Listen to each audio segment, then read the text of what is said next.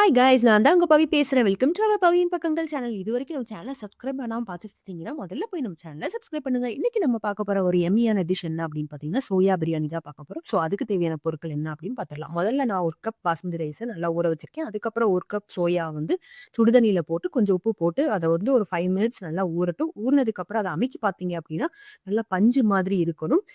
சூடு ஆறுனதுக்கு அப்புறம் அத நல்லா புழிஞ்சு அதுல இருக்க தண்ணி எல்லாத்தையும் வெளிய எடுத்துட்டு, அதுக்கப்புறம் அத வந்து ஒரு பவுல்ல போட்டுட்டு, அந்த பவுல்ல பார்த்தீங்கன்னா, 1/2 ஸ்பூன் வத்தப்பொடி, 1 ஸ்பூன் பிரியாணி பொடி நல்லா சேர்த்து கொஞ்சம் உப்பு போட்டுட்டு, அப்புறம் 2 ஸ்பூன் ஆயில் ஊத்தி நல்லா அத வந்து மிக்ஸ் பண்ணி எடுத்துக்கோங்க. அது ஒரு 10 மினிட்ஸ் ஊறட்டும். அந்த கேப்ல பார்த்தீங்கன்னா, பிரியாணிக்கு தேவையான பொருட்கள் எல்லாத்தையும் எடுத்துக்கலாம்.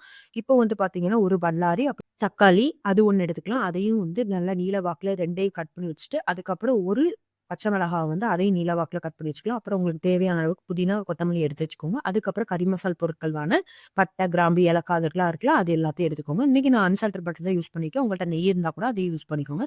இப்போ பட்டர போட்டு பட்டர் மெல்ட் ஆனதுக்கப்புறம், அப்புறம் வந்து கறி மசால் பொருட்கள் இருக்குல்ல, அது எல்லாத்தையும் போட்டுக்கோங்க. அப்புறம் சோம்பையும் அது கூட ஆட் பண்ணிட்டு, அது நல்லா பொரிஞ்சதுக்கு அப்புறமா கட் பண்ணி வச்சிருக்கிற பல்லாரியை சேர்த்து நல்லா வந்து வதக்கிக்கோங்க. அதுக்கப்புறம் பார்த்தீங்க அப்படின்னா இஞ்சி பூண்டு பேஸ்ட் வந்து கொஞ்சம் போட்டுட்டு, அதையும் நல்லா வதக்கிட்டு, தக்காளி கட் பண்ண தக்காளியும் போட்டு, தக்காளியும் நல்லா வதங்கணும். தக்காளி நல்லா மசிஞ்சதுக்கு அப்புறமா, 1 ஸ்பூன் அளவுக்கு தயிர ஊத்தி, அதுக்கப்புறம் பார்த்தீங்கன்னா, அது நல்லா வந்து கெட்டியா ஆனதுக்கப்புறம், நம்ம ஊற வச்சிருக்கிற சோயா வந்து அதுக்குள்ள ஆட் பண்ணிக்கோங்க. சோயா நல்லா வந்து அதோட சேர்ந்து மிக்ஸ் ஆனதுக்கு அப்புறமா, நம்ம ஊற வச்சிருக்கிற பாஸ்மதி ரைஸ் எடுத்துக்கோங்க. நான் 1 கப் பாஸ்மதி ரைஸ் அப்படிங்கிறதுனால, 1 கப் அளவுக்கு தண்ணி ஊத்தியிருக்கேன். 1 ஸ்பூன் அளவுக்கு லெமன் ஜூஸ் ஊத்திக்கோங்க. எனக்கு வந்து உப்பு, காரம் எல்லாமே கரெக்ட்டா இருந்துச்சு. உங்களுக்கு உப்பு, காரம் எக்ஸ்ட்ரா வேணா அதையும் போட்டுக்கோங்க. குக்கர் வச்சு 1 விசில் வச்சு எடுத்தீங்கன்னா என்னங்க சிக்கன் பிரியாணி, சோயா பிரியாணிக்கு முன்னாடி எல்லா பிரியாணியுமே தோத்து போயிரும்.